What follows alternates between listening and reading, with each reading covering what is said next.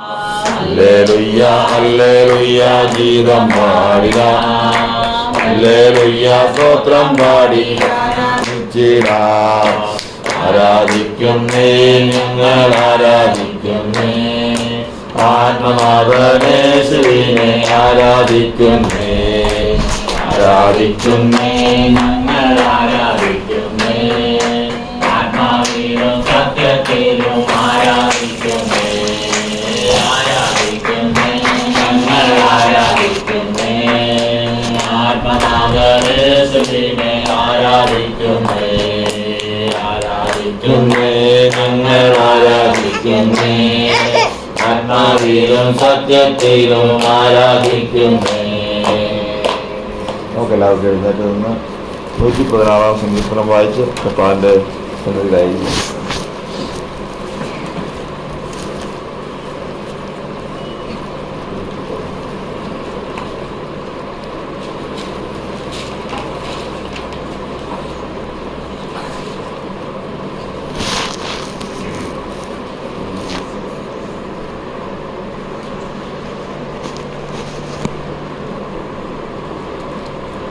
യഹോവ എൻ്റെ പ്രാർത്ഥനയും യാചനവും കേട്ടതുകൊണ്ട്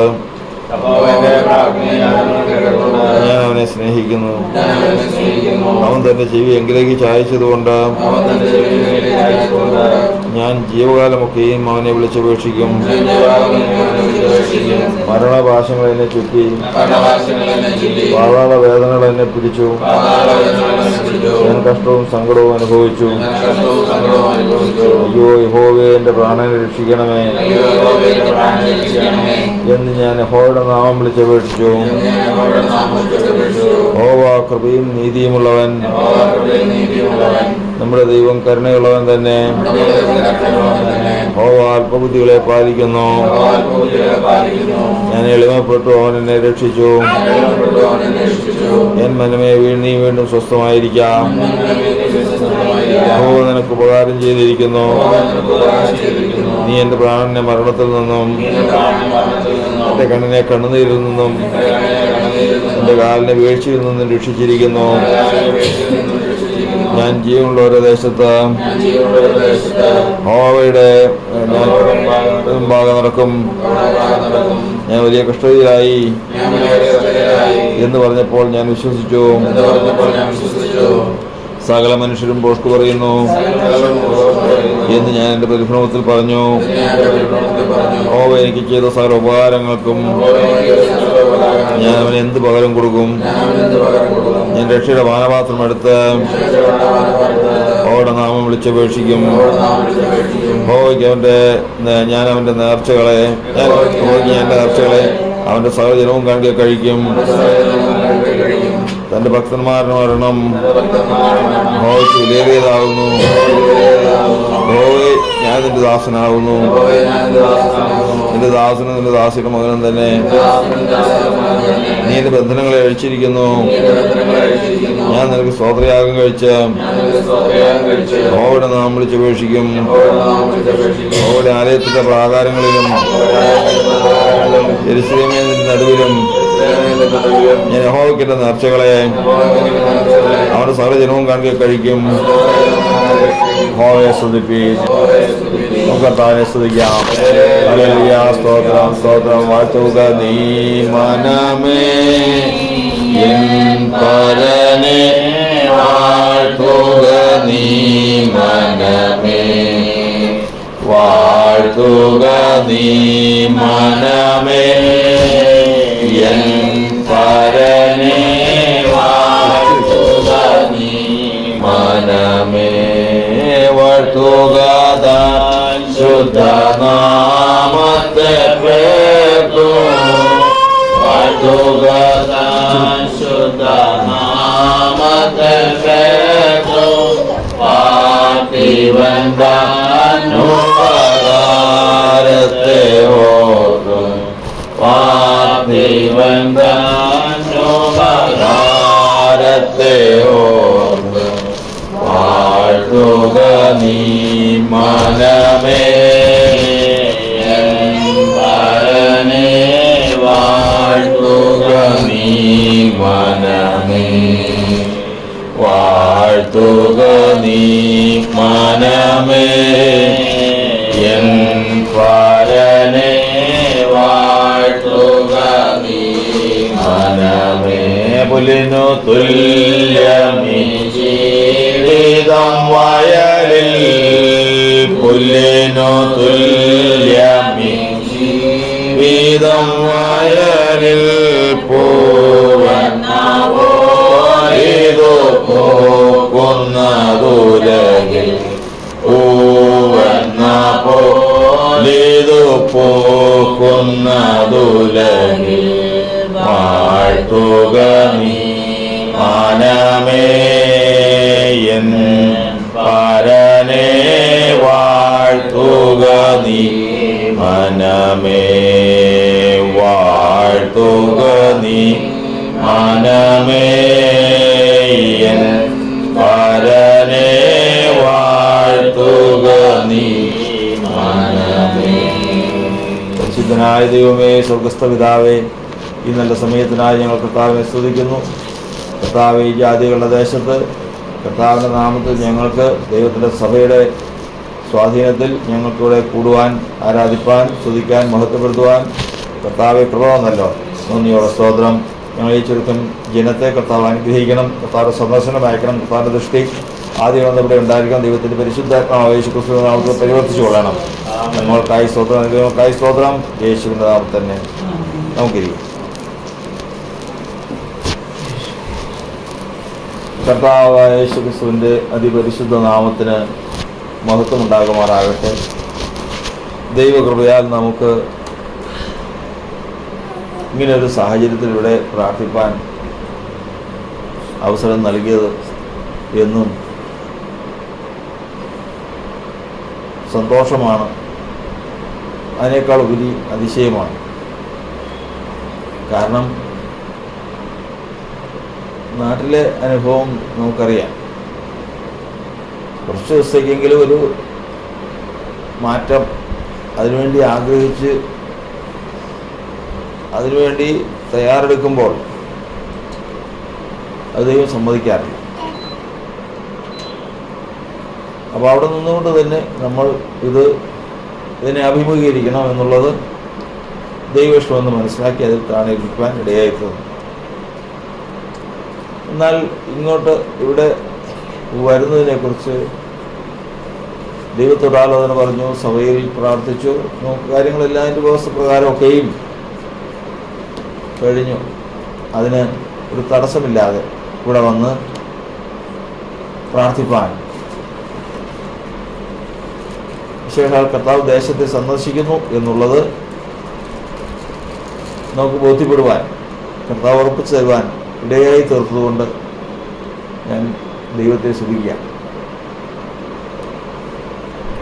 നമ്മുടെ ദൃഷ്ടിയല്ല ദൈവത്തിൻ്റെ ദൃഷ്ടി. അവിടെ ഉണ്ടെങ്കിൽ സ്വന്തമായിട്ടൊരു വീട്, അവിടെ ഇതിലും ശാന്തമാണ്, സൗകര്യമാണ്, എല്ലാം കൊണ്ടും നമുക്ക് അവകാശപ്പെട്ട് അവിടെ ഇരിക്കാവുന്നതാണ്. രേഖ മൂലം നമുക്ക് എഴുതി കിട്ടിയിട്ടുള്ളതാണ്. ദൈവത്തിൻ്റെ ഉദ്ദേശം അതല്ല. ദൈവത്തിന് മറ്റെന്തോ ഉദ്ദേശമാണെന്ന് നമുക്ക് ഇപ്പോൾ ബോധ്യമായി. അങ്ങനെ കർത്താവ് നമുക്ക് ഇവിടെ ആരാധന നടത്തുവാൻ കർത്താവ് നമുക്ക് ഇടയാക്കി തീർത്തും. നമുക്ക് ഇത്രയും പേർക്ക് ഇനിയും ദൈവം അനുവദിച്ചാൽ കർത്താവ് മുൻകണ്ടിട്ടുള്ള ജനം ഇനിയും കൂടി വരാനുണ്ട്. അവർ അതിൻ്റെതായ സമയത്ത് ദൈവം കൂട്ടിച്ചേർക്കണം. അതിന് ദൈവം സഹായിക്കട്ടെ. കർത്താവിൻ്റെ തിരുനാമത്തിന് മഹത്വം ഉണ്ടാകട്ടെ.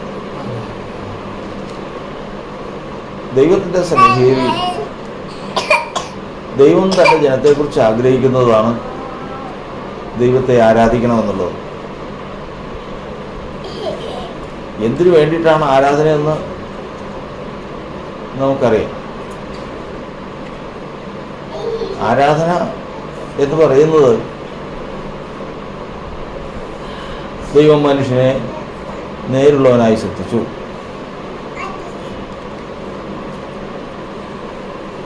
ദൈവം മനുഷ്യനെ നേരിടുള്ളവനായി സൃഷ്ടിച്ചതിൻ്റെ കാരണം എന്താണ്?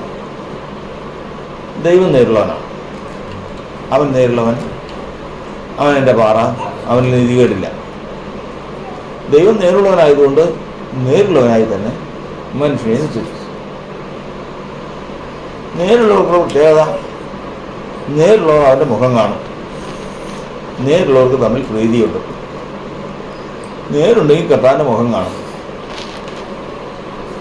അപ്പോൾ എപ്പോഴും കർത്താവിനെ കാണണം, കർത്താവുമായിട്ട് പ്രീതി കൊണ്ടിരിക്കണം. ഇതാണ് മനുഷ്യനെ സൃഷ്ടിക്കുമ്പോൾ ദൈവം ഉദ്ദേശിച്ചിരിക്കുന്നത്. ഇത് രണ്ടുമില്ല. ഇന്ന് മനുഷ്യവംശത്തിന് ഇത് രണ്ടുമില്ല. നേരില്ല, അതുകൊണ്ട് ദൈവമായിട്ട് പ്രീതി കൊണ്ടിരിക്കുന്നില്ല, ദൈവത്തിൻ്റെ മുഖം കാണാൻ പറ്റില്ല. കാരണം ദൈവം ആരും എൻ്റെ മുഖം കണ്ട് ജീവനോടിരിക്കുകയില്ല എന്ന് കർത്താവിൻ്റെ വചനത്തിൽ നമ്മൾ പഠിക്കുന്നത് പോലെ ആർക്കും കർത്താവിൻ്റെ മുഖം കണ്ട് ജീവനോടിരിക്കാൻ സാധിക്കാത്തതുകൊണ്ട് കർത്താവ് തൻ്റെ സിംഹാസനത്തിൻ്റെ ദർശനം മേഘം കൊണ്ട് മറച്ചു. ഇന്ന് കർത്താവിനെ ആർക്കും കാണാൻ പാടില്ല, കാണുകയില്ല.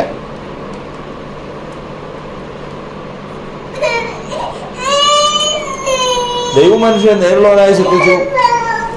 അവനോ അനേകം സൂത്രങ്ങളെ അന്വേഷിച്ചു പോയിരുന്നു എന്ന് വചനത്തോടുപോലെ സൂത്രങ്ങൾ, വക്രതകൾ, കപടങ്ങൾ എന്നിവയിലേക്ക് മനുഷ്യൻ തിരിഞ്ഞതുകൊണ്ട് ദൈവത്തിന് ആരുമായിട്ട് ഒരു ബന്ധവും ഒരു രമ്യതയും കൂട്ടുകെട്ടും ഇല്ല.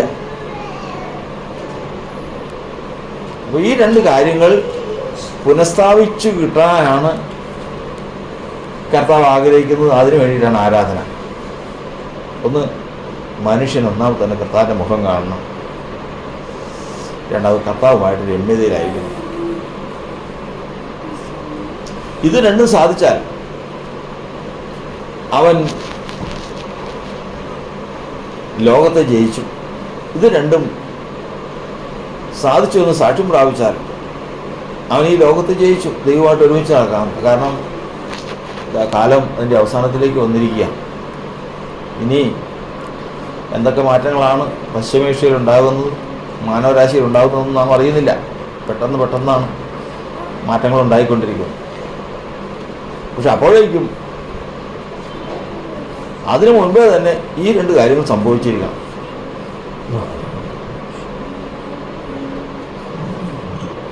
അതായത് കർത്താവ് വരുമ്പോൾ കർത്താവിൻ്റെ മുഖം കാണണം, കർത്താവുമായിട്ട് ഒരുമിച്ച് നടക്കണം. ഹാനോക്ക് ദൈവത്തോട് കൂടെ നടന്നു, ദൈവം അവനെ എടുത്തുകൊണ്ടതിനാൽ കാണാതെയായി.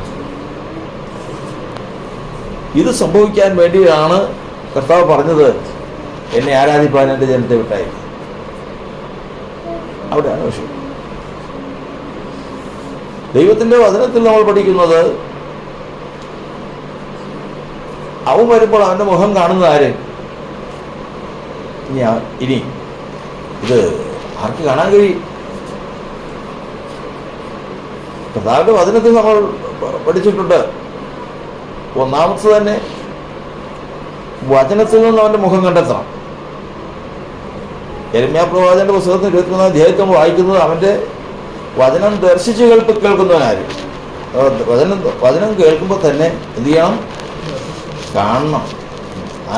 കാണണം. നമ്മൾ പോരുന്ന വഴിക്കൊരു കാര്യം പറയാം.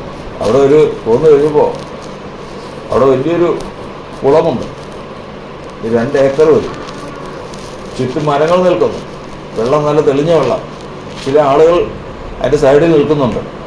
അപ്പോൾ ഇത്രയും പറയുമ്പോഴേക്കും ശ്രദ്ധിച്ച് കേട്ടവനാണെങ്കിൽ അവൻ്റെ ഹൃദയത്തിൽ ആ കുളവും ആ പറഞ്ഞ കാര്യം അവൻ്റെ ഹൃദയത്തിൽ വന്നു കഴിയും. ഇതുപോലെ ദൈവത്തിൻ്റെ വചനം കേൾക്കുന്നവൻ ദർശിച്ച് കേട്ടിരിക്കണം. ദർശിച്ച് കേൾക്കാത്തവൻ ആ വചനം അവന് ഉപകാരമായി വരില്ല. കാരണം അപ്പൻ 2 മക്കളോടും പറഞ്ഞു കൊടുത്തതാണ്. കായീനോടും ആവേലിനോടും പറഞ്ഞു കൊടുത്തത്. ആർക്കും പക്ഷപാതമൊന്നും കാണിക്കില്ല. 2 പേരും പറഞ്ഞു കൊടുത്തതാണ്. മക്കളെ, നമ്മൾ വലിയ പ്രതാപത്തിലായിരുന്നു. ദൈവത്തിൻ്റെ തേജസ്സാണ് നമുക്കുണ്ടായിരുന്നത്. നമ്മൾ ദൈവത്തിൻ്റെ മക്കളായിരുന്നു. എന്നാൽ അമ്മയ്ക്ക് പറ്റിയൊരു അബദ്ധമാണ്, അമ്മയ്ക്ക് പറ്റിയൊരു തെറ്റാണ്, ഒരു പാപമാണ്. അതിൽ ഞാനും ചെന്ന് വീണു. അങ്ങനെയാണ് നമ്മിൽ നിന്ന് ആ മഹാപ്രതാപം നഷ്ടപ്പെട്ടു പോയത്. അതുകൊണ്ട് നമ്മളിന്ന് തേജസ്സില്ല, ഇന്ന് പീഡിപ്പിക്കപ്പെടുന്നു, ലോകത്തിൽ മൃഗങ്ങളെപ്പോലെ ജീവിക്കേണ്ടി വരുന്ന അവസ്ഥ അതുകൊണ്ടാണ്. എന്നാൽ ഒരു വാക്ക് പറഞ്ഞിട്ടുണ്ട്, കർത്താവ് കാലാവസാനത്തെങ്കിൽ വരും. വന്നൊരു മനുഷ്യനായിട്ട് ജനിച്ച് ഞങ്ങൾ ചെയ്ത പാപം ഏറ്റെടുത്ത് അതിന് പരിഹാരം ഉണ്ടാക്കും. അവൻ ചെയ്യാത്ത കുറ്റത്തിന് അവൻ ബലിയാടാകും. അങ്ങനെ നമ്മെ കർത്താവ് വീണ്ടെടുക്കും എന്നുള്ള വാക്ക് കായനും കേട്ടതാ, ഹാബേലും കേട്ടതാ, മക്കളെല്ലാവരും കേട്ടതാ. എന്നിട്ടും കായൻ കൊണ്ടുപോയി യാഗം കഴിച്ചപ്പോൾ പച്ചക്കറി, മറ്റു ചില കാര്യങ്ങൾ, നിർജീവ വസ്തുക്കളെ യാഗം കഴിച്ചു. ഹാബേൽ യാഗം കഴിച്ചപ്പോൾ ഒരു കുഞ്ഞാടിനെ യാഗം കഴിച്ചു. ആ യാഗം കഴിച്ച ഓരോ ഭാഗത്തും താൻ കേട്ട വചനം ഉണ്ടായിരുന്നു. അതുകൊണ്ടാണ് വചനം പറയുന്നത്, വചനം വെറുതെ പ്രാപിക്കാനല്ല, പിന്നെയോ വചനം ദർശിച്ച് കേൾക്കണം. വചനം ദർശിക്കുക. കാരണം ഈ കേട്ടതെല്ലാം നേരിട്ട് കാണുന്ന ഒരു ദിവസമുണ്ട്. ദർശിച്ച് കേട്ടവൻ നേരിട്ടത് കാണുന്ന ഒരു ദിവസമുണ്ട്. അവന്റെ മന്ദിരത്തിന്റെ മധ്യേ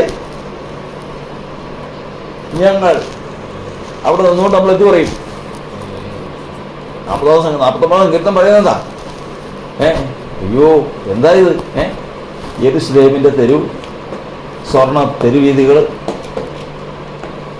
ക്ഷയിക്കാത്ത കെട്ടിടങ്ങൾ, തീരാത്ത സന്തോഷമുള്ള ഉത്സവത്തിന്റെ നഗരം, ഇങ്ങനെ ഇതെല്ലാം കാണുമ്പോൾ എന്ത് പറയും? കർത്താവെ, ഞങ്ങൾ കേട്ടതുപോലെ തന്നെ യഹോവയുടെ നഗരത്തിൽ കണ്ടിരിക്കുന്നു. ഞങ്ങൾ കേട്ടതുപോലെ തന്നെ, ഞങ്ങൾ ഭൂമിയിൽ വെച്ച് കേട്ടതുപോലെ തന്നെ. അതുകൊണ്ടാണ് പറയുന്നത്, വെറുതെ കേൾക്കരുത്, കേൾക്കുന്നവൻ ദർശിച്ച് കേൾക്കണം. അതേ ഉപകാരപ്പെടുകയുള്ളൂ, ഇല്ലാതെ ഉപകാരപ്പെടില്ല. രണ്ടാമതാണ്, വചനം ദർശിച്ച് കേട്ടവൻ ദർശിച്ചിട്ടുണ്ടെങ്കിൽ അതിന് തക്കവണ്ണം ഒരു യാഗം കഴിച്ചിരിക്കും. അതിന് തക്കവണ്ണം ഒരു യാഗം കഴിച്ചിരിക്കും. അപ്പോ അവൻ കഴിച്ച യാഗം, ആ യാഗത്തിൽ ദൈവം പ്രസാദിച്ചു, അവനെ നീതിമാനായിട്ട് എണ്ണി. അതാണ് രണ്ടാമത്തെ ദർശനം. രണ്ടാമത്തെ ദർശനം എന്ന് പറയുമ്പോൾ, ഞാൻ നീതിയിൽ നിന്റെ മുഖത്തെ കാണും. വചനം നിവർത്തിക്കുന്നതാണ് നീതി. 75-ാമത്തെ വയസ്സിൽ വചനം കേട്ടിട്ട് അത് അബ്രഹാം വിശ്വസിച്ചു, അതാണ് നീതിയായിട്ട് കണക്കിട്ടു. എന്നാൽ ആ വചനം നിവർത്തിച്ചു തന്ന വീണ്ടും 40 വർഷം കഴിഞ്ഞാൽ അതിന്റെ പൂർത്തീകരണം വന്നത്. അന്ന് ഇസ്ഹാക്കിനെ യാഗപീഠത്തിൽ അർപ്പിച്ചു, ദൈവം സമ്മതിച്ചു, ബാലിന്റെ മേൽ കൈവയ്ക്കരുത്, നീ യാഗം കഴിച്ചു, നീ തരാൻ മടിച്ചിട്ടില്ല, അതുകൊണ്ട് അവനെ നീതിമാനെന്ന് സാക്ഷ്യം പ്രാപിച്ചു. യഥാർത്ഥത്തിൽ നീതിമാനെന്ന് സാക്ഷ്യം പ്രാപിക്കണമെങ്കിൽ വചനം ദർശിച്ചു കേട്ടത് ഹൃദയത്തിൽ വിശ്വസിച്ചത് അനുസരണമായി തീരുമ്പോൾ, പ്രവൃത്തിയായി തീരുമ്പോഴാണ് യാഗം കഴിച്ച് നിയമം ചെയ്യുന്നത്. അതായത് നീതിയിൽ തന്റെ മുഖത്തെ കാണുന്നു, അവനാണ് നീതിമാൻ. രണ്ടാമത്തെ കാഴ്ചയാണ്. കാരണം ഓരോന്ന് ചെയ്യുമ്പോഴും, ആ ആടിനെ കുറിച്ച് കെട്ടുമ്പോഴും, അറക്കുമ്പോഴും, ചോര പോകുന്നത് കാണുമ്പോഴും, ഇത് അതിൻ്റെ തെറ്റല്ല, ഇതുപോലൊരു യാഗം നീതിയിൽ പ്രകാരം മുഖത്തെ കണ്ടു, അവൻ നീതിമാനെന്ന് സാക്ഷ്യം പ്രാപിച്ചു. വിശ്വാസത്താൽ ലോകത്തിൽ ജീവിച്ചു, ഇവിടുന്ന് കടന്നുപോയി, പാതാളത്തിലേക്ക് പോയി. പാതാള പർദീസയിലേക്ക് ഹാബേൽ പോയി. അവിടെ നിന്നപ്പോഴാണ് കാലാവസാനത്തിൽ ക്രിസ്തു വന്നു. ക്രിസ്തു മരിച്ച് ശരീരം ഇവിടെ ഇരിക്കുന്നു, ആത്മാവ് പാതാളത്തിലേക്ക് ഇറങ്ങി.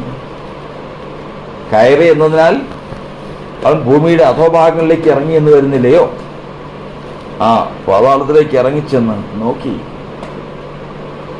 അധോപാതാളത്തിലേക്കല്ല, പാതാള പർദീസയിലേക്ക് നോക്കിയപ്പോൾ ആരൊക്കെയാ? നമ്മൾ കേട്ടതുപോലെ അബ്രഹാമിന്റെ മടിയിൽ വിശ്രമിക്കുന്ന അബ്രഹാമിന്റെ മടിയിൽ വിശ്രമിക്കുന്ന ദരിദ്രൻ. ഏറ്റവും ആദ്യം മരിച്ചവനെയാണ് ദൈവം നോക്കുന്നത്. ഏറ്റവും ആദ്യം മനുഷ്യ വംശത്തിൽ മരിച്ചത് ആരാണ്? മാനവരാശിയിൽ ആദ്യം മരിച്ചത് മരണം ഒരു മനുഷ്യനെ കീഴ്പ്പെടുത്തിയത് ഹാബേലിനെയാണ്. മനുഷ്യ വംശത്തിൽ ഒരാൾ മരിച്ചത് ആദ്യം ഏതെന്ന് ചോദിച്ചു കഴിഞ്ഞാൽ അവൻ ഹാബേലാണ്. ഹാബേലിനെ കണ്ടു. വചനം പറയുന്നത് മരിച്ചവരോടും സുവിശേഷം അറിയിച്ചു.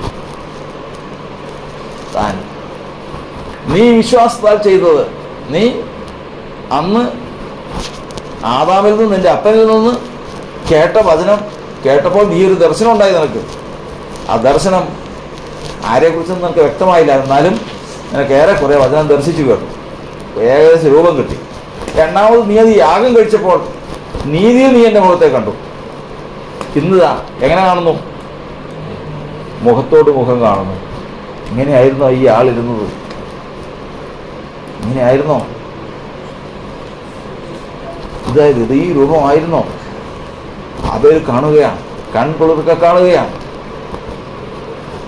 അതെ, ഞാൻ നിവർത്തിച്ചിരിക്കുന്നു എന്ന്. നീ വിശ്വാസം ചെയ്തത് ഞാൻ നിവർത്തിച്ചിരിക്കുന്നു. അവയിൽ കണ്ടു. പക്ഷേ കാഴ്ച പൂർത്തിയായിട്ടില്ല. ഇനി ഒരു കാഴ്ചയോടെ ഉണ്ട്. ഇത് കാഴ്ചയാണ്. ഇത് മനുഷ്യപുത്രനെയാണ് കണ്ടത്. ഇനി ദൈവപുത്രനെ കാണണം. ബദ്ധന്മാരെ പിടിച്ചുകൊണ്ടാണ് ഉയരത്തിലേക്ക് പോയി മനുഷ്യർക്ക് ദാനങ്ങളെ കൊടുത്തു. പാപപരിഹാര രക്തം കൃപാസനത്തിൽ തളിച്ചു. ദൈവത്തിൻ്റെ കോപം, മനുഷ്യരാശിയുള്ള കോപം അടങ്ങി. ദൈവം അവന് തേജസ് കൊടുത്തു, തേജസ്കരിക്കപ്പെട്ടു. പിന്നെ നോക്കിയപ്പോൾ ആദ്യം കണ്ട ആളില്ല. ഇപ്പോൾ കണ്ട ആളാരാ? പത്മസ്ദ്വീപിൽ കാണുന്ന കാഴ്ച. പത്മസ്ദ്വീപിൽ കാണുന്ന കാഴ്ച പോലെ അഗ്നിജ്വാലയ്ക്കത്തുള്ള കണ്ണും വെള്ളോട്ട് സദൃശ്യമാണ് കാര്യമുള്ള ദൈവപുത്രൻ. അവനെ കണ്ടവനാണ് യഥാർത്ഥത്തിൽ ദൈവത്തെ കണ്ടവൻ. അവനെ കണ്ടവനാണ് യഥാർത്ഥത്തിൽ ദൈവത്തെ കാണുന്നവൻ. മറ്റാർക്കും ദൈവത്തെ കാണാൻ സാധിക്കില്ല.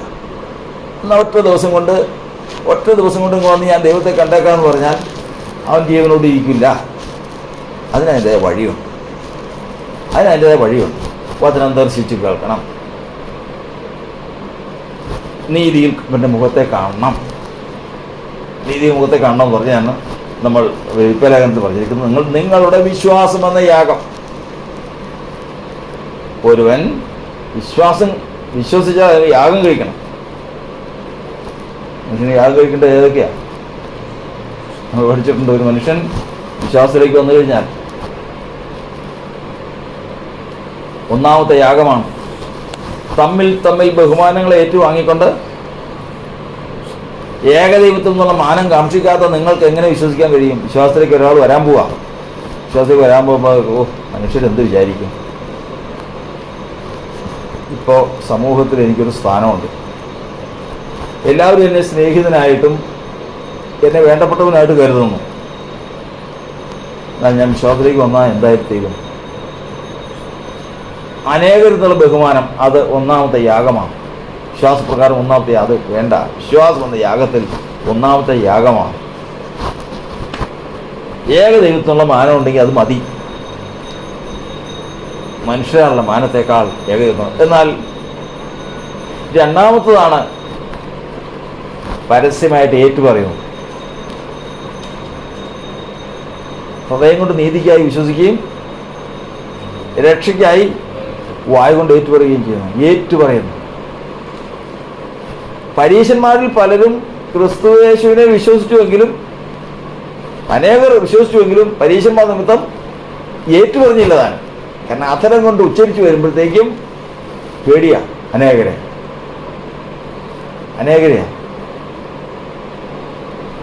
പക്ഷെ അവിടെയും നോക്കിയില്ല. സമൂഹത്തിന് മുമ്പിൽ എന്തായിത്തീരുമെന്നും മറ്റുള്ളവർ എന്ത് വിചാരിക്കുന്നു ഒന്നും നോക്കിയില്ല. പൊയ്ക്കോട്ടെ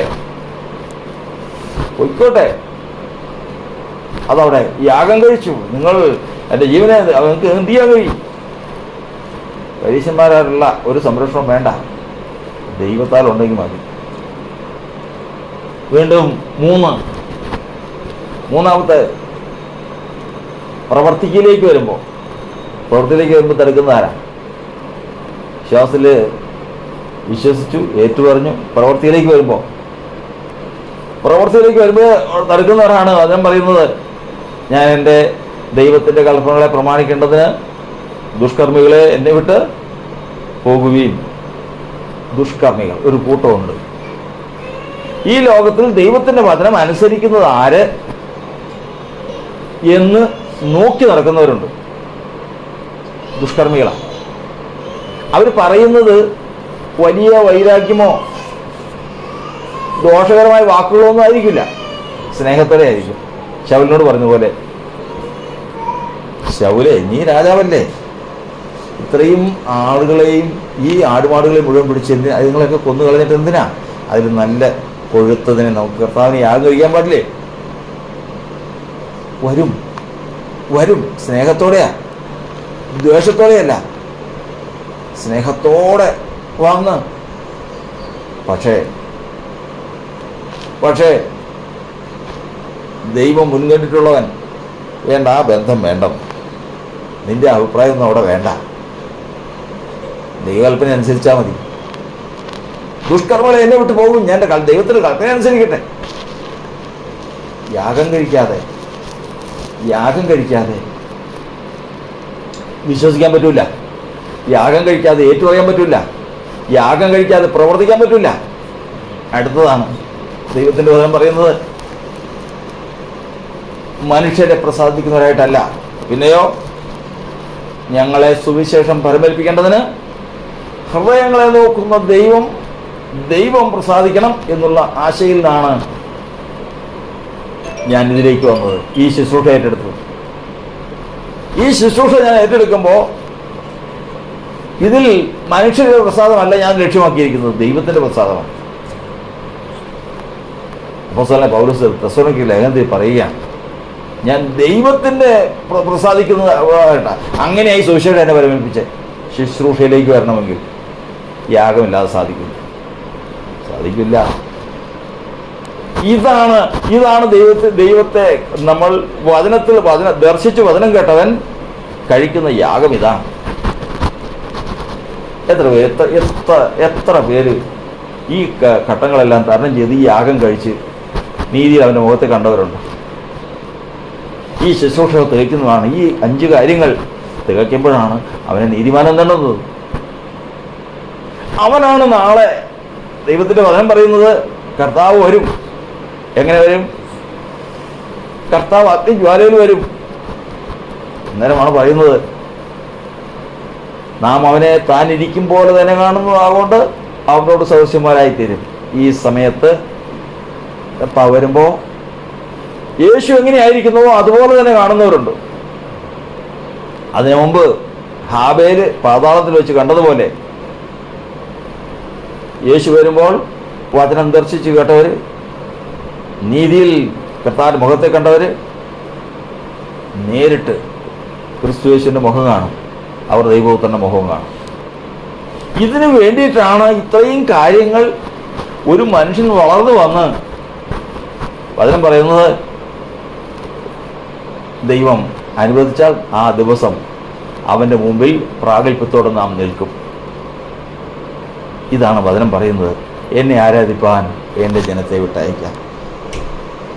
ദൈവത്തെ ആരാധിച്ച് ദൈവത്തിൽ നിന്ന് സാക്ഷ്യം പ്രാപിച്ച് ദൈവത്തിൻ്റെ മുമ്പിൽ നിന്ന് നേരുള്ളവർ അവൻ്റെ മുഖം കാണുമെന്ന് വരത്തുള്ളതുപോലെ നേരുള്ള ഹൃദയത്തോടെ വചനം ദർശിച്ച് കേട്ട് യാഗം കഴിച്ചവൻ, യാഗം കഴിച്ച് നിയമം ചെയ്തവൻ, വിശ്വാസം എന്ന യാഗം കഴിച്ചവൻ നേർക്ക് നിന്ന് അവൻ്റെ മുഖം കാണും. അവനാണ് യഥാർത്ഥത്തിൽ നേരുള്ളവൻ. അപ്പോൾ മനുഷ്യനെ നേരുള്ളവനാക്കി തീർത്ത് കർത്താവിൻ്റെ തിരുമുഖം കാണുവാനും ദൈവവുമായിട്ട് ഒരുമിച്ച് ജീവിപ്പാനും നടക്കാനും രമ്യതയിൽപ്പെടുവാനും കർത്താവ് വിളിച്ചു ചേർത്ത ജനമാണ് ക്രിസ്തീയ വിശ്വാസികൾ. അതിനു വേണ്ടിയിട്ടാണ് ഇന്ന് അവനെ ആരാധിപ്പാൻ കർത്താവ് നമ്മെ ഇവിടെയും കൂട്ടി വരുത്തിയിരിക്കുന്നു. നാമും ഈ ഘട്ടങ്ങളെല്ലാം കടന്നു വന്നവരാ. വിശ്വസിച്ചപ്പോൾ ഈ പറഞ്ഞ തടസ്സങ്ങളെല്ലാം ഉണ്ടായതാ. ഏറ്റു പറഞ്ഞപ്പോൾ അതിലും വലിയ തടസ്സം ഉണ്ടായതാ. പ്രവർത്തിച്ചപ്പോൾ അതിലും തടസ്സം ഉണ്ടായതാ. ശുശ്രൂഷയിലേക്ക് വന്നപ്പോൾ ഏറ്റവും തടസ്സം ഉണ്ടായതാ. എന്നാൽ കരുണാസമ്പന്നനായ ദൈവം ഇവിടം വരെയും നമ്മെ നിർത്തി, ഇവിടം വരെയും നമ്മെ കൊണ്ടുവന്നു.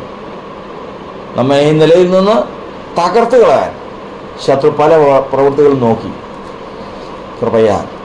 കൃപയാൽ ദൈവം നമ്മെ ഇന്നും ജീവനോടെ വിശ്വാസത്തിൽ സഭയോട് ചേർത്ത് നിലനിർത്തി. ഇനിയും നമ്മൾ വളരെ കുറച്ച് ദൂരം മാത്രമേ ഉള്ളൂ. കനാൻ ദേശത്ത് എത്തുന്നതിന് കുറച്ച് മുമ്പ് തെറ്റിപ്പോയവർ വളരെയാണ്.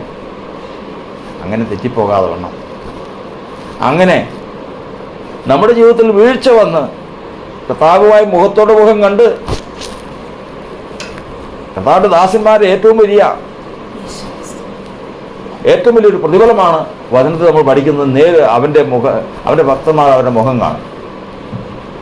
അങ്ങനെ 114 സങ്കീർത്തനം പറയുന്ന പോലെ, ഞാൻ നേരിലുള്ളവരുടെ സംഘത്തിലും സഭയിലും യഹോവയ്ക്ക് സ്തോത്രം ചെയ്യും. നമ്മൾ നേരുള്ളവർ ഒരുമിച്ച് കൂടി കർത്താവിനെ സ്തുതിക്കുകയും സ്തോത്രം ചെയ്യുകയും ചെയ്യുമ്പോൾ അത് ദൈവത്തിന് ഏറ്റവും വിലപ്പെട്ടതാണ്. ദൈവം നമ്മെ അനുഗ്രഹിക്കട്ടെ. നമ്മുടെ ആരാധന ഈ ദേശത്ത്, ഈ സ്ഥലത്ത് കർത്താവിൻ്റെ നാമത്തിലുള്ള ഏറ്റവും ആദ്യത്തെ ആരാധനയാണ്. ഇത് എന്നേക്കും സ്ഥിരമായിരിക്കട്ടെ. മാത്രമല്ല,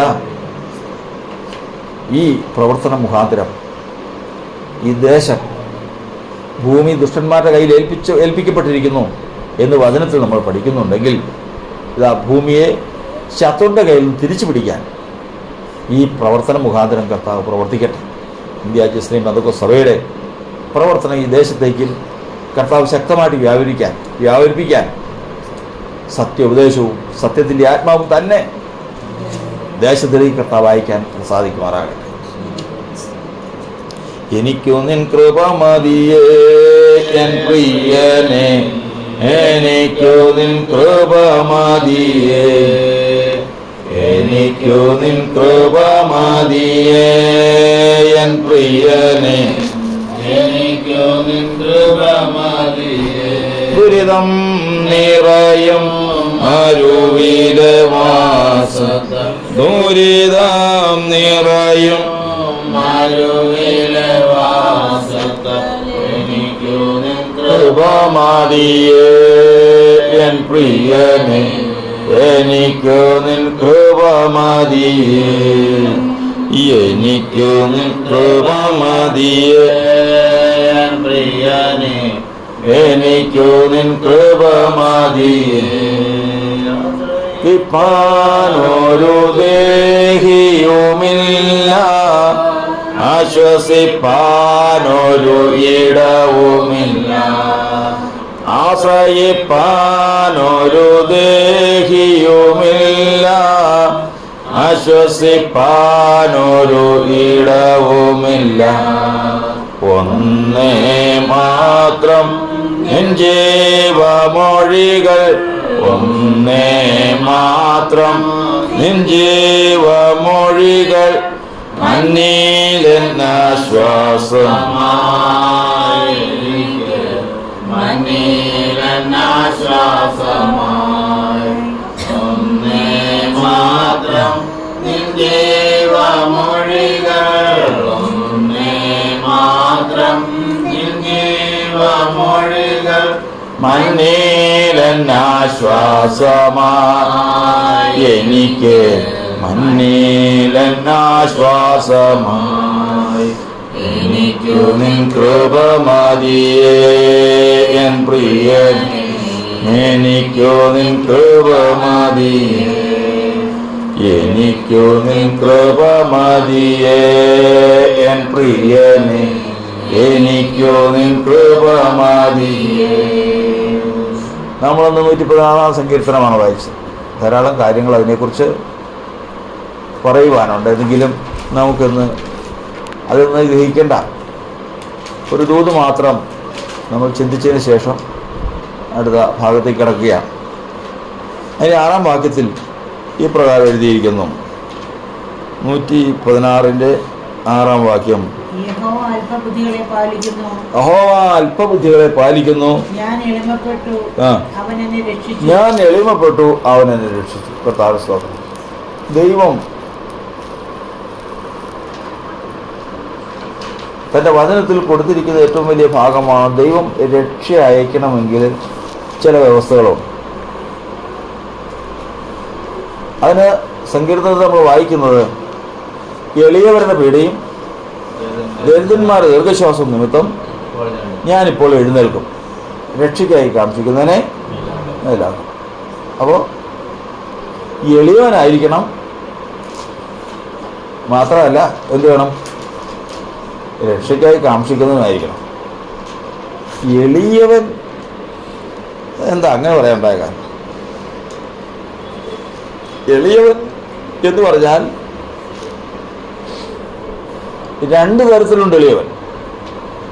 ഞങ്ങളൊരു സുവിശേഷവുമായിട്ടൊരു സ്ഥലത്ത് ചെന്നപ്പോൾ, ഒരു വീട്ടിൽ ചെന്നപ്പോൾ, അയ്യോ ഉടുതുണിക്ക് ഇരിക്കുന്ന വീട് ആകെ ഒരു മുറിയും ഒരു അടുക്കളയും ഓല കൊണ്ട് കെട്ടിയത്, ഒരു നിവൃത്തിയില്ലാത്തവർ, അത്രമാത്രം വിഷമിച്ച് ജീവിക്കുന്ന. അപ്പോൾ അവിടെ ചെന്നിരുന്ന് സുവിശേഷം പറയാനായിട്ട് തുടങ്ങിയപ്പോൾ നമ്മളുടെ സ്ഥിതി, ഞങ്ങൾ ആ നിലയ്ക്കാണ്, നമ്മളുടെ സ്ഥിതിക്കൊക്കെ ദൈവം ഒരു നിമിഷം മതി മാറ്റം വരുത്താൻ. അപ്പം അദ്ദേഹം പറയുന്ന കാര്യം, മോനൊരാൾ ഇത് പഠിക്കുന്നുണ്ട്, എൻജിനീയറിങ്ങിനൊക്കെ പഠിക്കുന്നുണ്ട്. ആ പഠനം കഴിഞ്ഞാൽ അദ്ദേഹത്തിൻ്റെ മുതലാളി അവനെവിടെയോ ഒരു ജോലി തരപ്പെടുത്തി കൊടുക്കും. അവിടെ കുറച്ച് നാൾ നിന്നാൽ, 2 വർഷമൊക്കെ നിന്നാൽ, അടുത്തത് അവന് വിദേശത്തേക്ക് പോകാനുള്ളത് കിട്ടും. വിദേശത്തേക്ക് ഈ കാര്യങ്ങൾക്ക് എങ്ങനെ വന്നാലും ഒരു 1.25 ലക്ഷം രൂപ ശമ്പളമുണ്ട്. ഇന്നത്തെ കാലമല്ല, 30 വർഷം മുമ്പാണ്. 1.25 ലക്ഷം രൂപയോളം ശമ്പളമുണ്ട്. അന്നൊക്കെ ഒരു 1.25 ലക്ഷം ശമ്പളം എന്ന് പറഞ്ഞു കഴിഞ്ഞാൽ 1 ഏക്കർ സ്ഥലം മേടിക്കാം അവിടെ. അപ്പോൾ 1.25 ലക്ഷം ശമ്പളം കിട്ടും. അപ്പോൾ അതാണ് അതിനുവേണ്ടി ഉത്സാഹിച്ചുകൊണ്ടിരിക്കുക. അപ്പോൾ അത് ഈ 1.25 ലക്ഷം രൂപ ഇപ്പോൾ കിട്ടിയതുപോലെയാണ് അദ്ദേഹത്തിൻ്റെ ഭാവവും സംസാരവും ഒക്കെ കേട്ടുകഴിഞ്ഞു. അപ്പോൾ അവിടെ നിന്ന് അദ്ദേഹത്തിന് ഇപ്പോൾ ഇങ്ങനെയൊക്കെ ഒന്ന് ഒരു താൽക്കാലികമായിട്ടുള്ളതുകൊണ്ടെങ്കിൽ അത് പ്രശ്നമൊന്നുമല്ല. അദ്ദേഹം നമ്മുടെ കാഴ്ചയ്ക്ക് എളിയവനാണ്, പക്ഷേ ആരുടെ കാഴ്ചയ്ക്ക് എളിയവനല്ല. അതാണ് ദൈവത്തിൻ്റെ മുമ്പാകെ ഏറ്റവും ശൗലിനോട് പറഞ്ഞതാണ്. ശൗലിനോട് കർത്താവ് പറഞ്ഞതാണ്, നീ നിന്റെ സ്വന്തം കാഴ്ചയ്ക്ക് എളിയവനായി. അതുകൊണ്ട് നിന്നെ ദൈവം പ്രഭുവായിട്ട് ഉയർത്തി. സ്വന്തം കാഴ്ചയ്ക്ക് ഏറ്റവും ആദ്യമേ വേണ്ടത് സ്വന്തം കാഴ്ചയ്ക്ക് എളിയവൻ. എത്ര എളിയവനായിരുന്നാലും ഈ ലോകത്തുള്ള എളിയവർ മുഴുവനും രക്ഷപ്പെടുന്നില്ല. കർത്താവ് പറഞ്ഞു, എളിയവരോട് സദ്വർത്തമാനം ഘോഷിക്കണം. സദ്വർത്തമാനം എളിയവരോട് ഘോഷിക്കണം. ആരെ എളിയവരാരാ? കർത്താവ് പറഞ്ഞു, നിങ്ങളുടെ വിളിയെ നോക്കുകയും ലോകാഭിപ്രായ പ്രകാരം ജ്ഞാനികളേറെയില്ല, ബലവാന്മാരേറെയില്ല, കുലീനന്മാരേറെയില്ല. അപ്പോൾ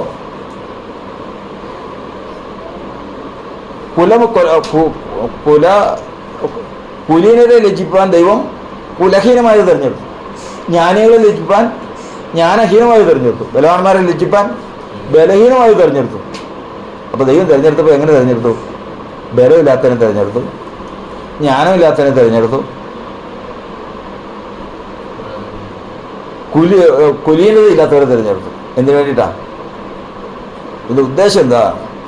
ദൈവത്തിൻ്റെ സന്നിധിയിൽ ഒരു ജഡവും പ്രശംസിക്കരുത്. ഏറ്റവും വെറുപ്പുള്ള കാര്യമാണ്. ഞാൻ മോശമൊന്നുമല്ല,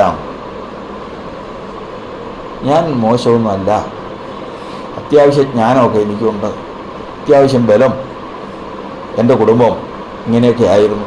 ഇത് കർത്താവ് ഏറ്റവും വെറുക്കുന്നതാണ്. ഒരിക്കലും ജീവിതത്തിൽ ഒരിക്കലും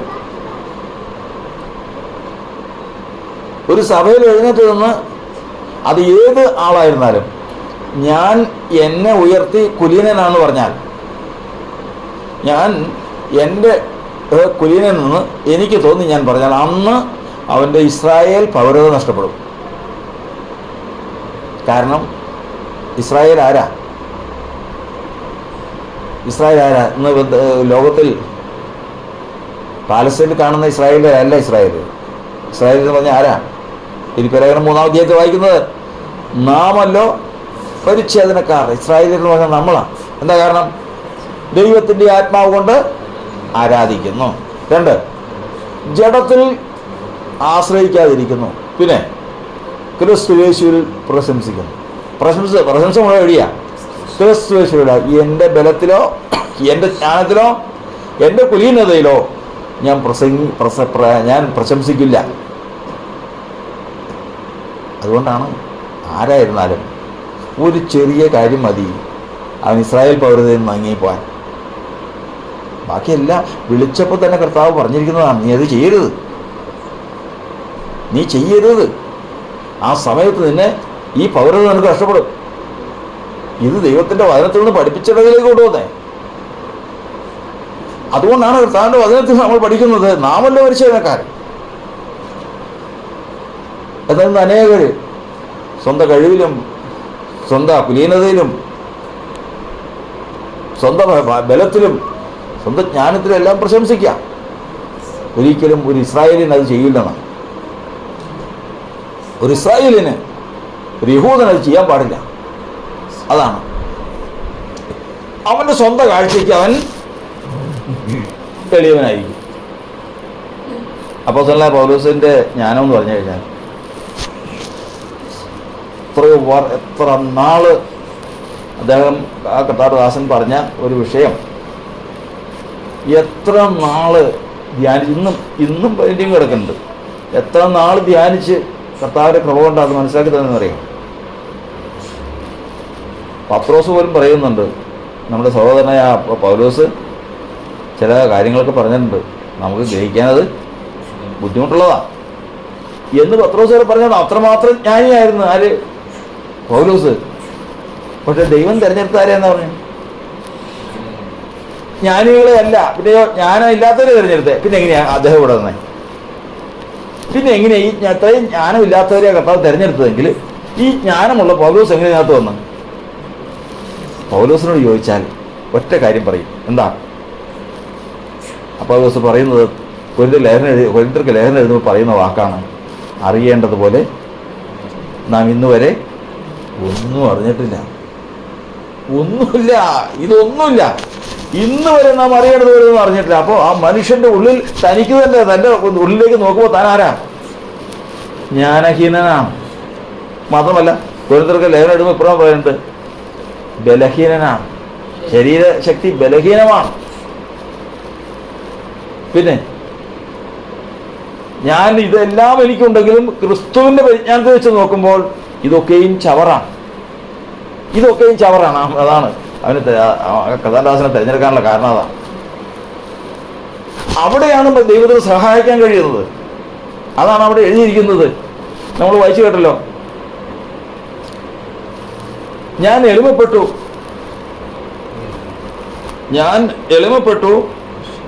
ദൈവം എന്നെ രക്ഷിച്ചു. സങ്കീർത്തനത്തെ നമ്മൾ വായിച്ചത് 11-ാം സങ്കീർത്തനം വായിച്ചതാ, എളിയവരുടെ പീഡയും ദരിദ്രന്മാരുടെ ദീർഘശ്വാസം നിമിത്തം ഞാനിപ്പോൾ എഴുന്നേൽക്കും. ഈ എളിയവരെ രക്ഷിക്കുമെന്ന് എഴുതിയിട്ടില്ല. എഴുതിയിട്ടുണ്ടോ? എളിയവരുടെ പീഡയും ദരിദ്രന്മാരുടെ ദീർഘശ്വാസവും നിമിത്തം ഞാനിപ്പോൾ എഴുന്നേൽക്കും. ഈ എളിയവരിൽ ഒരു കൂട്ടം മാത്രം, എളിയവരെന്ന് പറഞ്ഞാൽ ദൈവത്തിന് മുമ്പാകെ എല്ലാവരും എളിയവരാണ്. മറ്റുള്ളവരുടെ കാഴ്ചയ്ക്ക് എളിയവരായി, പക്ഷെ അവരുടെ കാഴ്ചയ്ക്ക് എളിയവരല്ല. ആ എളിയവർ രക്ഷപ്പെട്ടിട്ടില്ല. ഈ എളിയവരിൽ ഒരു ചെറിയ കൂട്ടം എന്തിനു വേണ്ടി കാക്ഷിച്ചു? രക്ഷിച്ചു. കാരണം മറ്റുള്ള അവരോട് ചോദിച്ചു കഴിഞ്ഞാൽ തനിക്ക് തന്നെ ജ്ഞാനി, തനിക്ക് ആരോഗ്യമുണ്ടല്ലോ, താൻ കുലീനനാണ്, അവൻ തനിക്ക് തന്നെ ജ്ഞാനിയല്ല, തനിക്ക് തന്നെ ജ്ഞാനി അല്ലാതെ, തനിക്ക് തന്നെ ശക്തിയില്ലാതെ, താൻ കുലീനല്ലാതെ തൻ്റെ ദൃഷ്ടിക്ക് നോക്കുന്നവരുണ്ട്, അവരെ മാത്രം രക്ഷിച്ചു. അപ്പോഴും ബാക്കി എളിയവരവിടെ കിടക്കുക. ഇന്നും ഈ ഭൂമിയിൽ രാപ്പകൽ നെടുവീർപ്പിട്ട് കരഞ്ഞുകൊണ്ട് ഈ ജീവിതം അവസാനിപ്പിച്ചാൽ മതിയെന്ന് പറഞ്ഞ് ചിലർ അവസാനിപ്പിച്ചും കളയുക. കാരണം ബലമില്ല,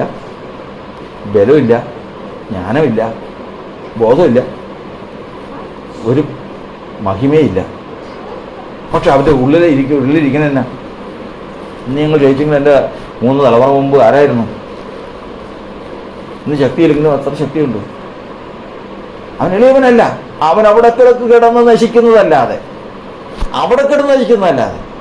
എന്നാൽ സ്വന്തം കഴിവില്ലായ്മ മനസ്സിലാക്കി, സ്വന്തം ബലമില്ലായ്മ മനസ്സിലാക്കി, സ്വന്തം കുലീനതയില്ലായ്മ മനസ്സിലാക്കി, കുലഹീനത മനസ്സിലാക്കി എങ്ങനെയും രക്ഷപ്പെടണം എന്നാഗ്രഹിക്കുന്ന ഒരു കൂട്ടമുണ്ട്. അവരാണ് ദൈവം മുൻകണ്ടിട്ടുള്ളവർ. അവരെയാണ് കർത്താവ് വിളിക്കുന്നത്. അപ്പോൾ കർത്താവിൻ്റെ വചനം ഇന്ന് നോക്കുന്ന ഓർത്തോളണം. അതാ കർത്താവ് ഒരാളെ അവർ വീണുകൊണ്ടിരിക്കുക. ദൈവത്തിന് ആഗ്രഹമുണ്ട് താങ്ങണമെന്ന്. പക്ഷേ ആരെ താങ്ങാവുള്ളൂ? വ്യവസ്ഥ എളിയവനെ താങ്ങാവുള്ളൂ. ഒരുവൻ വീണുകൊണ്ടിരിക്കുക, ഇപ്പോൾ വീഴും, അപ്പോഴും അവൻ അത് സമ്മതിക്കുന്നില്ല. പക്ഷേ വചനം പറയുന്നത് ഞാൻ വീഴുന്നു എന്ന് പറഞ്ഞപ്പോൾ, ബാക്കി പറ, ഞാൻ വീഴുന്നു എന്ന് പറഞ്ഞപ്പോൾ യഹോവ എന്നെ താങ്ങി. അത് സമ്മതിക്കണം. ദൈവമേ, തീർന്നല്ലോ, സകലതും കഴിഞ്ഞല്ലോ. എൻ്റെ അവസ്ഥ നേരിട്ടങ്ങ് പറഞ്ഞേക്കണം. ഞാൻ വീണല്ലോ ദൈവമേ, ഞാൻ വീഴുന്നല്ലോ ദൈവമേ. അപ്പം താങ്ങും. കാരണം ഈ കരത്തിനൊരു പ്രത്യേകതയുണ്ട്. ഒരു എതിരാളി നിൽക്കുന്നുണ്ട്. ഒരു എതിരാളി. ആ എതിരാളി എന്താ പറയുന്നറിയോ? അവൻ വീണ്ടില്ലല്ലോ, അവൻ എൻ്റെ പ്രശ്നം, അവന് ഒരു പ്രശ്നമില്ല. അവൻ ആര് പറഞ്ഞു? അവനിപ്പോൾ നല്ല ശക്തി ഉണ്ടെന്ന് അവൻ്റെ ഉള്ളു അവൻ പറയണേ. അവന് നല്ല പാരമ്പര്യത്തിലുള്ളവനാണ് അവൻ പറയുന്നത്. പിന്നെ എന്തിനാ കർത്താവ് താങ്ങണേ? എന്തിനാ കർത്താവിൻ്റെ കരം നീട്ടണമെങ്കിൽ വ്യവസ്ഥയുണ്ട്. ഞാൻ എളിമപ്പെട്ടു, യഹോവ എന്നെ രക്ഷിച്ചു. എളിമപ്പെട്ടു എന്ന് പറഞ്ഞു കഴിഞ്ഞാൽ ഞാൻ എൻ്റെ താഴ്മ, എൻ്റെ ഏതുമില്ലായ്മ ഞാൻ മനസ്സിലാക്കി. അതാ കർത്താവ് വന്നപ്പോൾ പറഞ്ഞിരിക്കുന്നത്. ശിഷ്യന്മാരോട് പറഞ്ഞു, ശിഷ്യന്മാരെല്ലാവരും കൂടി നിൽക്കുമ്പോൾ യഹൂദന്മാർ വന്ന് സംസാരിച്ചപ്പോൾ ഇപ്രകാരം പറഞ്ഞു, ഞങ്ങൾ കാണുന്നു എന്ന് പറയുന്നതുകൊണ്ട് നിങ്ങളുടെ ശിക്ഷാവിധി ഉറപ്പുള്ളതാണ്. നിങ്ങളെന്ത് പറയുന്നു? ഞങ്ങൾക്കെല്ലാം ശരിക്കും കാണാം, ഞങ്ങളെല്ലാം കാണുന്നുണ്ട് എന്ന് പറഞ്ഞു. ഈ വാക്ക് പറയുന്നിടത്തോളം കർത്താവിൻ്റെ കരത്തിന് പ്രവർത്തിക്കാൻ കഴിയില്ല. കാരണം ദൈവമേ,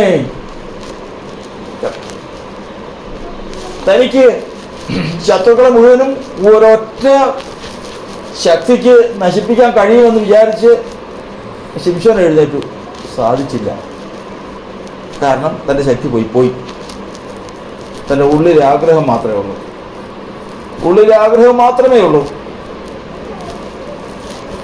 ശത്രുക്കൾ ഓടി വന്നു, ബന്ധിച്ചു, ഒരു മൃഗത്തെ കൊണ്ടുപോയി അവനായിട്ട് പീഡിപ്പിച്ചു. ചെയ്യാവുന്ന സകല ഉപദ്രവം ചെയ്തു, പരിഹസിക്കാവുന്ന സകല പരിഹാസവും നാളുകളായി. ഒടുവിൽ പരിഹാസത്തിന്റെ പൂർത്തീകരണത്തിലേക്ക് കൊണ്ടുവരുവാൻ ഫെലിസ്ത്യ പ്രമുഖന്മാരും ഫെലിസ്ത്യരുമെല്ലാം ഇരിക്കുന്ന പന്തലിലേക്ക് കൊണ്ടുവന്നു. നമ്മുടെ ദേവന്റെ മുമ്പാകെ അവനെ ഒന്ന് കളിക്കേണ്ടതിന് നമ്മുടെ ശിംശോനെ ഒന്നും കൊണ്ടുപോവാ, ഒന്ന് കാണട്ടെ. ശിംശോൻ ഇതെല്ലാം അറിയുക. ശിംശോൻ ഇതെല്ലാം അറിയാം. കണ്ണറിയില്ല, 2 കണ്ണുമില്ല. ചങ്ങലയിട്ട് ബന്ധിച്ചവനായി അവനെ കൊണ്ടുവന്ന് കളിക്കാനായി തിരികല്ലിൽ പൊടിച്ചുകൊണ്ടിരിക്കുക. ആരായിരുന്നു എന്ന് ഓർക്കണം. തിരികല്ലിൽ പൊടിച്ചുകൊണ്ടിരിക്കുക. ഇത്രയും കണ്ടപ്പോൾ നാളുകളായി എന്നൊരു പ്രാർത്ഥന, കർത്താവേ എന്നെ ഓർക്കണം, യഹോവേ എന്നെ ഓർക്കണമേ. എന്തിനാ? ഫെലിസ്ത്യർ നഷ്ടപ്പെടുത്തിയ ഈ 2 കണ്ണിന് പരിഹാരം ചെയ്യാണ്. ഈ ഒരു പ്രാവശ്യം എനിക്ക് ശക്തി നൽകണമേ. കർത്താവിന് സ്തോത്രം. ഞാൻ എളിമപ്പെട്ടു, യഹോവ എന്നെ രക്ഷിച്ചു. ഏത് അടിമയും ഓരോരുത്തരും അടുക്കണം. ഈ വചനത്തിൻ്റെ പ്രസക്തി അറിയണമെങ്കിൽ നമ്മൾ ഓരോരുത്തരും അടുക്കണം. നമ്മൾ വിചാരിക്കില്ലേ അത് ഒരു സാധു അതിനെയൊക്കെ എന്നാ സംസാരിക്കാനുള്ളത്. ആകെ വളഞ്ഞു കുത്തിക്കഴിഞ്ഞാൽ ആ പോകുന്ന പോക്ക് കണ്ടു കഴിഞ്ഞാൽ തന്നെ മനുഷ്യനാണെന്ന് പറയില്ല. അടുക്കണം. അടുത്ത് കഴിയുമ്പോൾ അറിയാം അതിൻ്റെ ഉള്ളിലിരിക്കുന്നത് എന്താണെന്ന്. അയ്യോ അതിന് എളിമയോ? അതിനില്ലാത്തതൊന്നുമില്ല. അത് തനിക്ക് താൻ മതിയായതാണ്. രക്ഷ ഇപ്പോഴും ഇല്ല. എന്നാൽ കർത്താവിന്റെ വചനം പറയുന്നത്, യേശു പറഞ്ഞു, നിങ്ങൾ കാണുന്നു എന്ന് പറയുന്നതുകൊണ്ട് നിങ്ങളുടെ ശിക്ഷാവിധി ഉറപ്പുള്ളതാണ്. നിങ്ങളത് പറയില്ലേ. അതിന് പകരം ഇങ്ങനെ പറഞ്ഞാൽ മതി, ഞങ്ങളിതിൻ്റെ സത്യാവസ്ഥയൊന്നും കാണുന്നില്ലല്ലോ കർത്താവേ എന്ന് പരാതിയായിട്ടൊരു ഒറ്റ വാക്ക് പറഞ്ഞാൽ മതി. പറയില്ല, കൊന്നാലും പറയില്ല. യഹോവ കുനിഞ്ഞിരിക്കുന്നവരെ നിവർത്തുന്നു. മനുഷ്യൻ കുനിയുന്നത് എങ്ങനെയാണ്? കുനിയുന്നതിനെ കുറിച്ച് പഠിക്കണം. നടുകുനിയും, കഴുത്തു കുനിയും, മുഖം കുനിക്കും, തല കുനിക്കും, സാഷ്ടാംഗം കുനിക്കും. അങ്ങനെ 5-6 തരമുണ്ട് കുനിയൽ. എന്നാൽ എളിമപ്പെട്ടവൻ കുനിയെന്ന് അറിയാവോ? എളിമപ്പെട്ട് കുനിയുന്നവനെ കർത്താവ് കണ്ടാൽ അറിയാം. അവനെ നിവർത്താൻ ദൈവം ഒരുക്കമാണ്. യഹോവ കുനിഞ്ഞിരിക്കുന്നവനെ നിവർത്താൻ. പക്ഷെ കുനിയണ്ടേ? കുനിയില്ല. സമ്മതമല്ല. അവനുള്ള സമ്പത്ത് മുഴുവൻ പോയി. അവിടെ നമ്മുടെ നാട്ടിലൊരാൾ എല്ലാവരും അറിയുന്ന ഒരു ധനവാനാണ്. എല്ലാവരും, ഏത് മനുഷ്യൻ്റെ വായിലും ഇന്ന ആളറിയാമെന്ന് വെച്ചാൽ അറിയാം. അത്ര ധനാട്ടിനാണ്. അദ്ദേഹത്തിന് ഒരിക്കൽ ഈ ലഹരി അബ്കാരി ഒരു ധനവാനാണ്. അദ്ദേഹത്തിന് ഒരു സമയം വന്നപ്പോഴേക്കും ഇത്തരം ചെക്കുകൾ മടങ്ങുകയോ ഏതോ പല പ്രസ്ഥാനങ്ങളുള്ള ഒരു പ്രസ്ഥാനത്തിൽ ഭൗതികമായിട്ടുള്ള തകർച്ച വന്നു. അപ്പോൾ മറ്റുള്ളവരുടെ മുമ്പിൽ താനൊരു ആക്ഷേപപാത്രമായെന്ന് കണ്ടു. അന്ന് തോക്കെടുത്തു, തലയ്ക്ക് വെടിവെച്ച് സ്വയം ആത്മഹത്യ ചെയ്തു. അപ്പോൾ സ്വയം ആത്മഹത്യ ചെയ്യാൻ തയ്യാറില്ല. കുനിയാൻ തയ്യാറില്ല. എളിമയ്ക്ക് തയ്യാറില്ല. രട്ടിലും വെണ്ണീറിലും ഇരിക്കുന്നു എന്ന് പറയുമ്പോഴേ അത് പറയാൻ കഴിയും. അനുഭവത്തിലേക്ക് വരുമ്പോഴാണ് പ്രയാസം. വരുമ്പോഴാണ് സകലതും പോയാലും അവനൊന്നുമില്ല. പക്ഷെ കുനിക്കില്ല, തല കുനിക്കില്ല, കുനിയില്ല. അവൻ്റെ പ്രകൃതിയാ. ഇനി അവസാനവും പറഞ്ഞിട്ടുണ്ട്, ഒരു വാക്ക് പറഞ്ഞിട്ടുണ്ട്. നമ്മുടെ തെക്കോട്ടുള്ള ഒരു സ്ഥലത്തെ വാക്കാണ്. ഇനി അല്ല അങ്ങനെ വന്നാൽ എന്താ ചെയ്യേണ്ടത് ഞാൻ കണ്ടിട്ടുണ്ട്. എല്ലാം നശിച്ച് ഒന്നുമില്ല, മക്കളുണ്ടായിരുന്ന മക്കളും പോയി, ഒന്നുമില്ല. എന്നിട്ട് പുള്ളി ഒരു ക്ലോസ് പറയുകയാണ്, ഇന്നത് കൂടെ ഉണ്ട്. ഇനി അല്ലാതെ അതും മറിച്ചാൽ വരണമെങ്കിൽ അങ്ങനെയുള്ള വഴി ഞാൻ കണ്ടിട്ടുണ്ട്.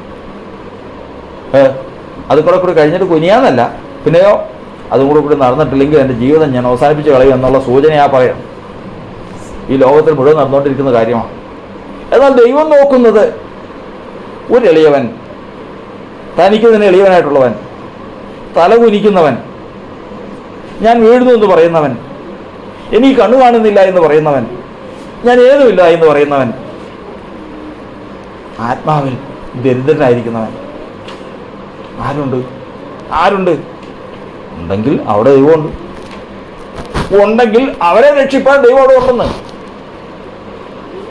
സമ്മതിക്കില്ല. ദൈവം സമ്മതിക്കില്ല. സ്വന്തം ദൃഷ്ടിക്ക് ദൈവമേ ഞാൻ വീഴുകയാണല്ലോ.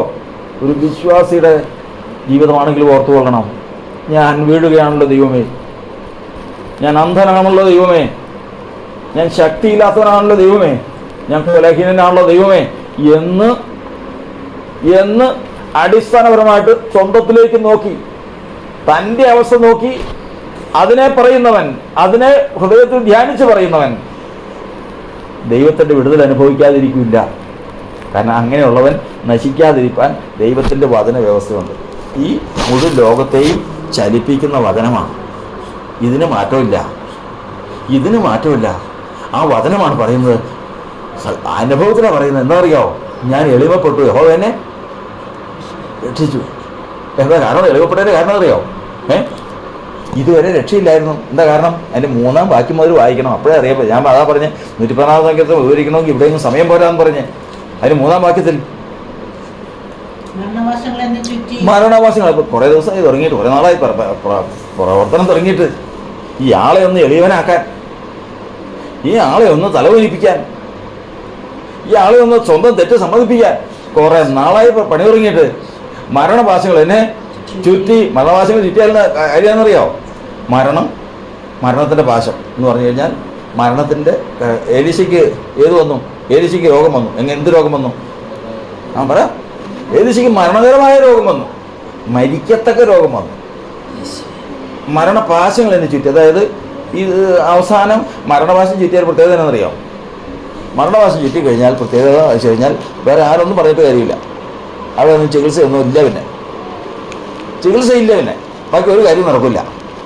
അത് ചുറ്റി ഇത് ഒരാൾ ഇപ്രകാരം പറഞ്ഞു, ഇത് എന്നെ കൊണ്ടേ പോവുള്ളൂ, എനിക്കറിയാം ഇത് എന്നെ കൊണ്ടേ പോവുള്ളൂ, ഇത് മരണത്. കാരണം എന്തെല്ലാം ചികിത്സ ചെയ്തിട്ടും ഒരു കാര്യമില്ല, ഇത് എന്നെ കൊണ്ടേ പോവുള്ളൂ. ഞാൻ അതിൻ്റെ 1-2 ഉദാഹരണങ്ങൾ കൊണ്ട് ചിലപ്പോൾ പറയണില്ല, അതിന് കാരണമുണ്ട്.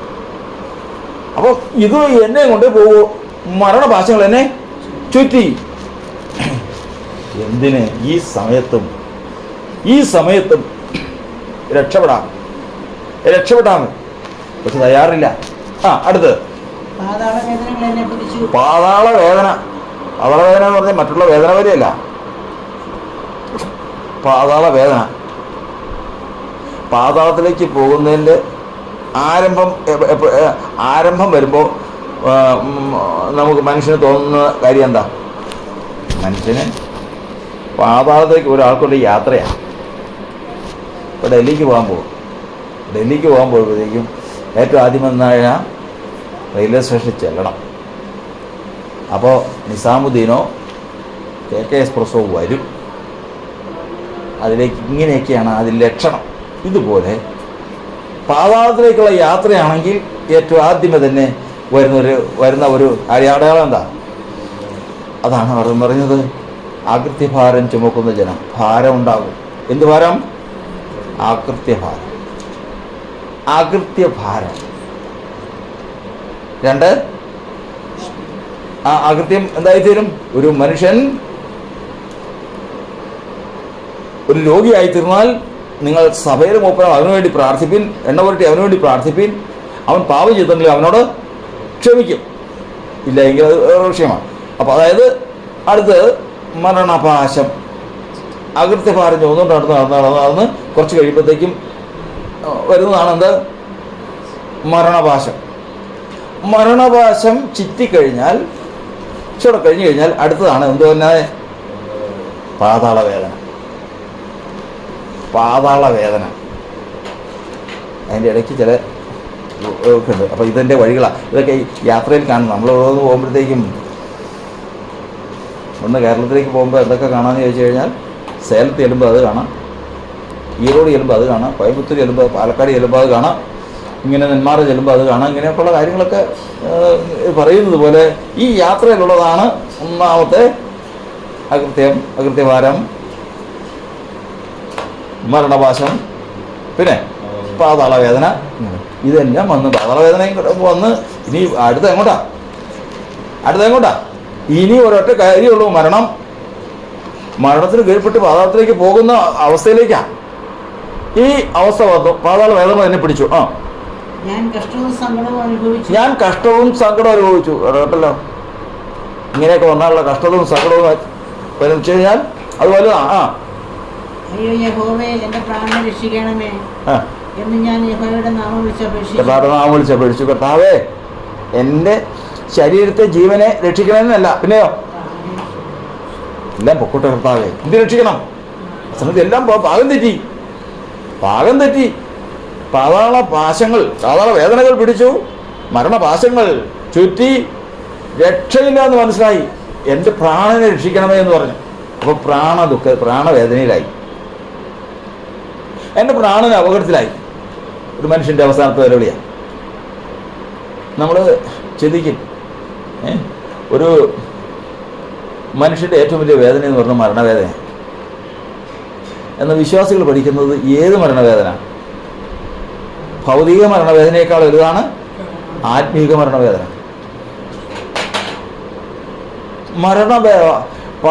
പ്രാണനെ രക്ഷിക്കണമേ എന്ന് പറഞ്ഞു. എന്റെ പ്രാണനെ രക്ഷിക്കണമേ എന്ന് ഞാൻ യഹോവയുടെ നാമം വിളിച്ചപേക്ഷിച്ചു. യഹോവ കൃപയും നീതിയും ഉള്ളവൻ, നമ്മുടെ ദൈവം കരുണയുള്ളവൻ തന്നെ. യഹോവ അല്പബുദ്ധികളെ പാലിക്കുന്നു. യഹോവ കൃപയും കരുണയും ഉള്ളവൻ, നീതിയും ഉള്ളവൻ. യഹോവ അല്പബുദ്ധികളെ പരിപാലിക്കുന്നു. ഞാൻ എളിമപ്പെട്ടു, അവൻ എന്നെ രക്ഷിച്ചു. വല്ല കാര്യമുണ്ടോ? ഇതെല്ലാം തുടക്കത്തിൽ തന്നെ ഇപ്പൊ എന്ത് വന്നു?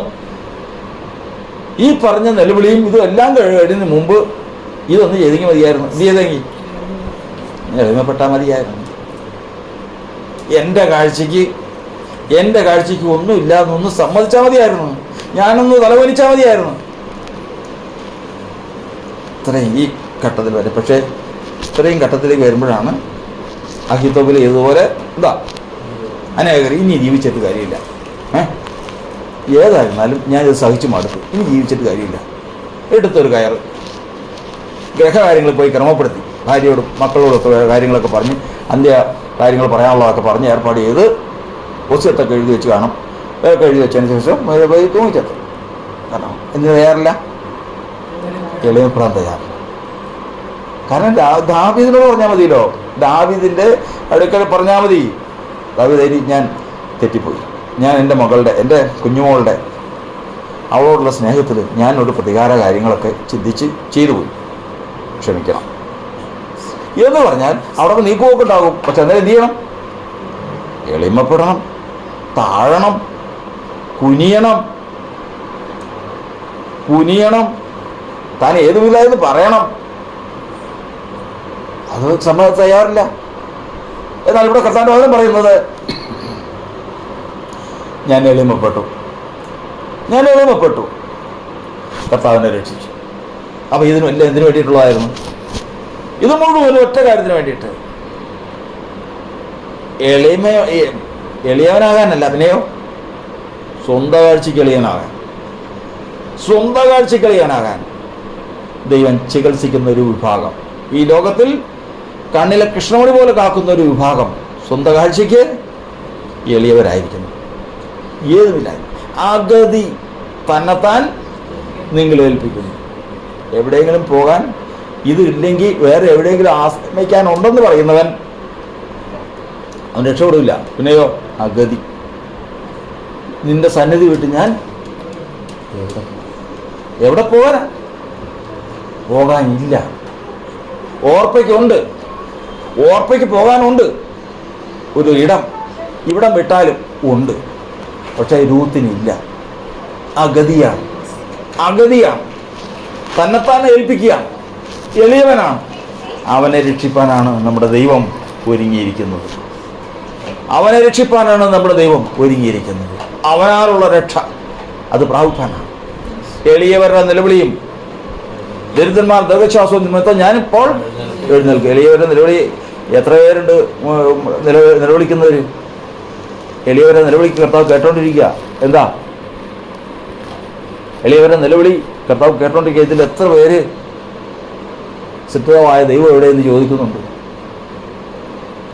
ഇത് എളിമപ്പെട്ട് രക്ഷയ്ക്കായി കാക്ഷിക്കുന്നവർ എത്ര പേരുണ്ട്? തൻ്റെ എളിമ മനസ്സിലാക്കി താൻ എളിയവനാണെന്ന് അറിഞ്ഞ് ദൈവത്തെ അന്വേഷിക്കുന്നവർ, രക്ഷയ്ക്ക് വേണ്ടി അന്വേഷിക്കുന്ന എത്ര പേരുണ്ട്? നോക്കിയപ്പോൾ കോടിക്കണക്കിന് ജനം എളിയവരായിട്ട് ഭൂമിയിലുണ്ട്. അവരെല്ലാം നിലവിളിക്കുന്നുമുണ്ട്. അവരെല്ലാം നിലവിളിക്കുന്നുണ്ട്. എങ്ങനെയാണ് നിലവിളിക്കുന്നത്? യോബിന്റെ പുസ്തകം 35 അധ്യായത്തിൽ വായിക്കുന്നത് എന്താ? മഹാന്മാരുടെ പീഡനിമിത്തം, മഹാന്മാരുടെ ഭുജനിമിത്തം അവര് നിലവിളിക്കുന്നു.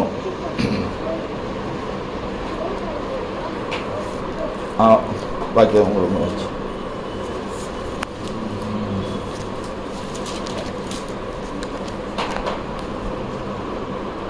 പീഡയുടെ പെരുപ്പം ഹേതുവായി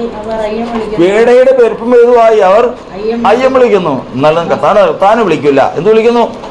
അയ്യം വിളിക്കുന്നു. മഹാന്മാരുടെ ഭുജ നിമിത്തം അവർ നിലവിളിക്കുന്നു. ഇവരൊക്കെ എളിയവരാ.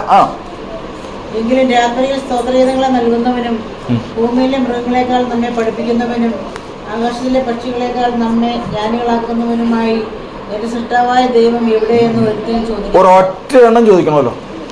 ഒരൊറ്റ എണ്ണം ചോദിക്കില്ല. എന്നാൽ ഇതിലൊരു കൂട്ടം ജനമുണ്ട്.